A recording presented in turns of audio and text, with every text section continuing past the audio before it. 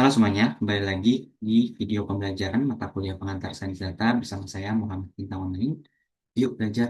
Seperti pada video sebelumnya, di video ini kita masih membahas latihan soal dari materi penaksiran untuk mata kuliah pengantar sains data. Diingat kembali, untuk taksiran itu ada dua jenis. Yang pertama adalah taksiran titik. Ini digunakan untuk menduga nilai parameter dengan satu nilai yang didapat dari sampel. Misal, ingin diduga nilai rata-rata populasi, yaitu kita sebut sebagai mu. Itu kita bisa taksir dengan rata-rata sampel yang kita lambangkan dengan X bar. Kalau variansi dari populasi yang dilambangkan dengan sigma kuadrat, kita taksir dengan variansi sampel yang dilambangkan dengan S kuadrat. Sedangkan untuk proporsi, kita lambangkan dengan P besar, parameter populasinya. Kemudian untuk taksiran dari sampelnya itu P cap, P kecil, cap. Itu untuk taksiran titik. Kemudian untuk taksiran interval, di sini ketika kita ingin menaksir nilai parameter populasinya itu dengan suatu interval, dengan kepercayaan tertentu. Di sini ada beberapa jenis yang sesuai dengan syaratnya masing-masing ada di sebelah kanan. Ini untuk syarat yang perlu dipenuhi. Kemudian di sebelah kiri adalah parameter yang ingin diduga. Di sini ada yang rata-ratanya saja, mu ada selisih dari dua rata-rata, jadi mu 1 dikurang mu 2. Sini ada 4 jenis. Kemudian juga ada data per pasangan. Jadi ketika kita mendapatkan suatu soal, kita perlu cek parameternya apa, kemudian syarat yang dipenuhi apa, baru kita tentukan interval kepercayaan yang digunakan adalah yang mana. Baik, di soal yang pertama ini adalah studi kasus untuk dua populasi. Jadi ada sebuah pabrik memproduksi dua jenis kabel baja, yaitu tipe A dan tipe B. Dari pengalaman produksi jangka panjang, diketahui bahwa simpangan baku kekuatan tarik populasi untuk tipe A adalah 15 kg, dan untuk tipe B adalah 20 kg. Seorang insinyur penguji kualitas mengambil sampel acak sebanyak 40 kabel tipe A dan memperoleh rata-rata kekuatan tarik sebesar 300 kg. Sementara itu, sampel acak sebanyak 35 kabel tipe B memberikan rata-rata kekuatan tarik sebesar 285 kg. Buatlah selang kepercayaan 95% untuk selisih rata-rata kekuatan tarik populasi antara kabel baja tipe A dan tipe B. Dari soal tersebut, ada beberapa informasi yang bisa kita dapatkan. Pertama, untuk tipe A atau kita sebut sebagai populasi pertama itu ukuran sampelnya adalah 40.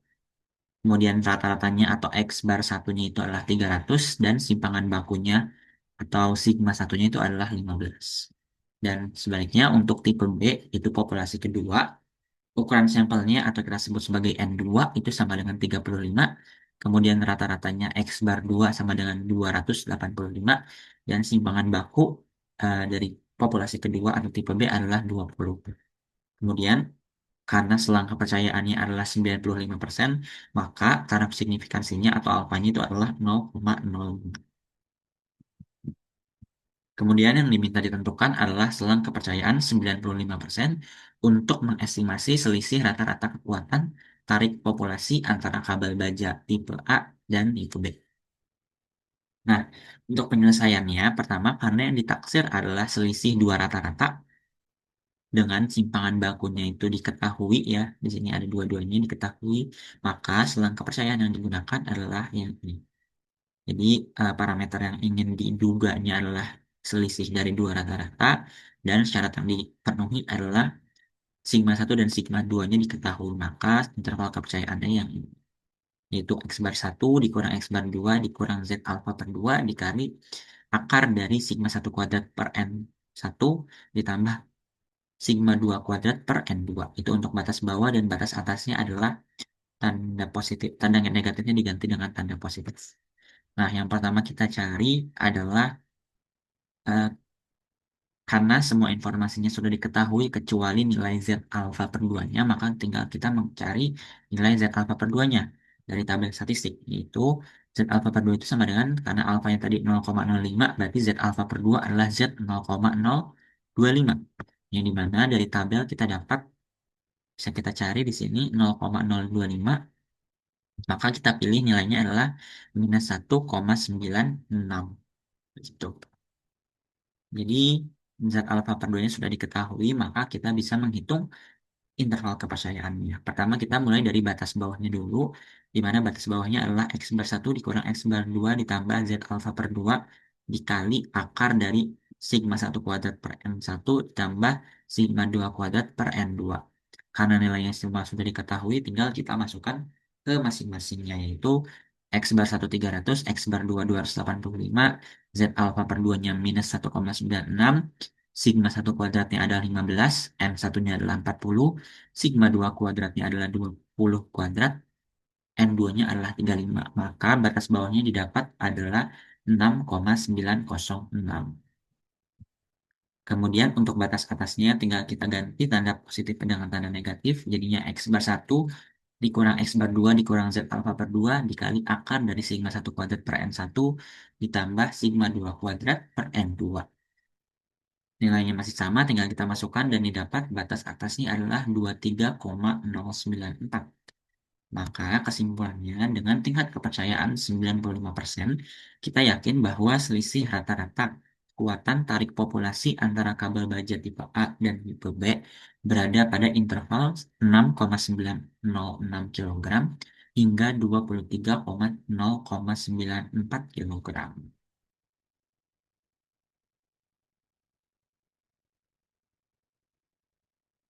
Lanjut ke latihan soal yang kedua. Ini untuk studi kasus masih dua populasi.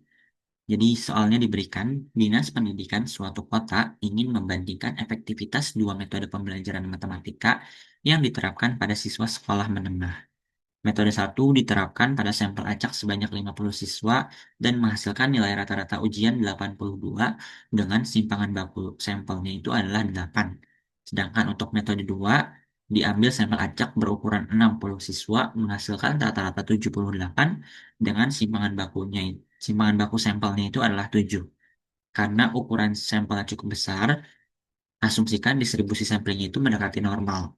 Susunlah selang kepercayaan 90% bagi selisih rata-rata nilai populasi ujian matematika untuk kedua metode pembelajaran tersebut. Nah, dari soal tersebut dapat informasi pertama untuk metode yang satu, kita punya ukuran sampelnya itu adalah 50, rata-ratanya atau X bar satunya itu 82, dan simpangan baku sampelnya atau S1 itu sama dengan 8. Dan untuk metode kedua, ukuran sampelnya adalah 60, X bar 2-nya itu atau rata-ratanya sama dengan 78, dan simpangan baku sampelnya atau S2 sama dengan 7. Kemudian karena ingin ditentukannya adalah 90%, maka taraf signifikansi yang digunakan adalah alfa sama dengan 0,1. Nah, diminta untuk ditentukan selang kepercayaan 90% untuk mengestimasi selisih rata-rata nilai populasi ujian matematika untuk kedua metode pembelajaran, yaitu metode satu dan metode 2. Untuk penyelesaiannya, karena yang ditaksir adalah selisih dua rata-rata dengan simpangan baku populasinya itu tidak diketahui, ya kan? Karena di soal tidak diberitahu sama sekali dan ukuran sampelnya itu cukup besar, di sini 50 dan 60, maka selang kepercayaan yang digunakan adalah ini. Ini parameternya yang diduga adalah selisih dari mu 1 dan mu 2. Kemudian syarat yang dipenuhi adalah sigma 1 dan sigma 2 tidak diketahui dan N1 dan N2-nya itu besar. Gitu.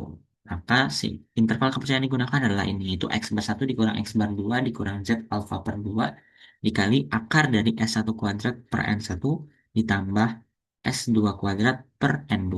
Untuk batas bawahnya dan batas atasnya adalah X bar 1 dikurang S bar 2 ditambah Z alfa per 2 dikali akar dari S1 kuadrat per N1 ditambah S2 kuadrat per N2.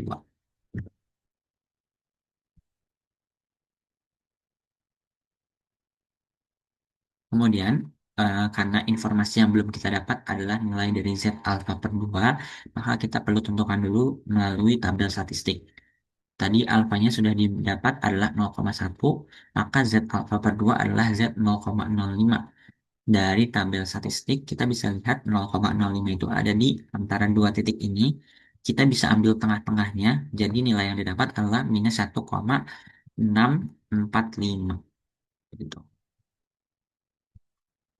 Kemudian, karena semua informasi sudah didapat, berarti kita sudah bisa menentukan interval kepercayaannya. Yang kita mulai dengan menghitung batas bawahnya terlebih dahulu, yaitu X bar 1 dikurang X bar 2 ditambah Z alfa per 2 dikali akar dari S1 kuadrat per N1 ditambah S2 kuadrat per N2. Di mana nilainya sudah didapat di awal tadinya dari soal X bar 1 adalah 82, X bar 2 adalah 78, Z alfa per 2-nya minus 1,645, S1-nya adalah 8, S2-nya adalah 7, N1-nya adalah 50, dan N2-nya adalah 60. Kemudian kita operasikan dan hitung, maka didapat batas bawahnya adalah 1,618. Sedangkan untuk batas atasnya tinggal kita ganti atau kita ubah tanda positifnya dengan tanda negatif.